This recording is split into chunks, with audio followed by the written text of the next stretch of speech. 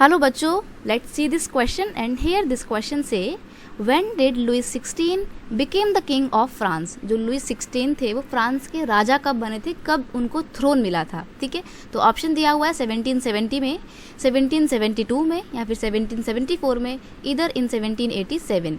तो यहाँ पर आपका ऑप्शन नंबर जो सी है वो बिल्कुल सही है। 1774 में लुइस 16 फ्रांस के राजा बनते हैं। ठीक है, फ्रांस की गद्दी पर बैठते हैं।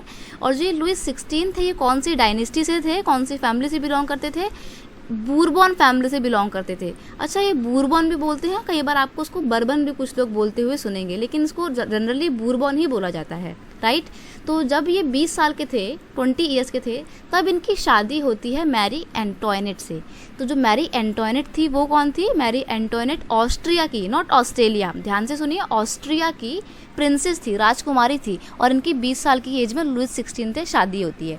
जब लुइस 16 फ्रांस के राजा बनते हैं तो वो देखते हैं कि फ्रांस का जो पूरा ट्रेजर है ना वो बिल्कुल एम्प्टी है, खाली पड़ा हुआ है। तो उनके टाइम पे फ्रांस का पूरा जो ट्रेजर था वो खाली हो जाता है, खजाना उनका। अब क्यों खाली हो जाता है, उसके पीछे रीज़न है, क्योंकि जो अमेरिका है ना, अमेरिका के 13 कॉलोनीज़ पे ब्रिटेन का कंट्रोल था। तो फ्रांस ने अमेरिका की हेल्प की थी ब्रिटेन से लड़ने के लिए। तो फ्रांस ने सारे मिलिट्री इक्विपमेंट्स पहुंचाए थे अमेरिका में, खाने पीने का सामान पहुंचाते थे, प्लस अपनी आर्मी को भी अमेरिका में लड़ने के लिए भेजते थे। तो पूरी तरीके से फ्रांस और ब्रिटेन जो है आपस में लड़ाई में लगे हुए थे और फ्रांस अमेरिका की हेल्प कर रहा था।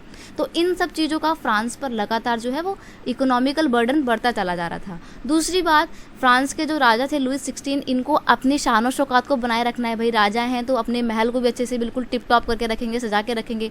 तो इन सब में ये अपनी शान और शौकत को बनाए रखने के लिए भी बहुत खर्चा किया करते थे।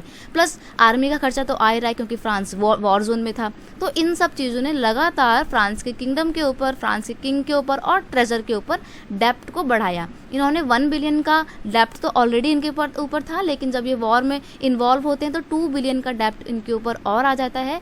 और जिन्होंने इनको कर्जा दिया था, अब वो जो लोग थे वापस इनसे पैसा मांग रहे थे, वो भी 10% की इन्वेस्टमेंट उस पर, ब्याज दर पे।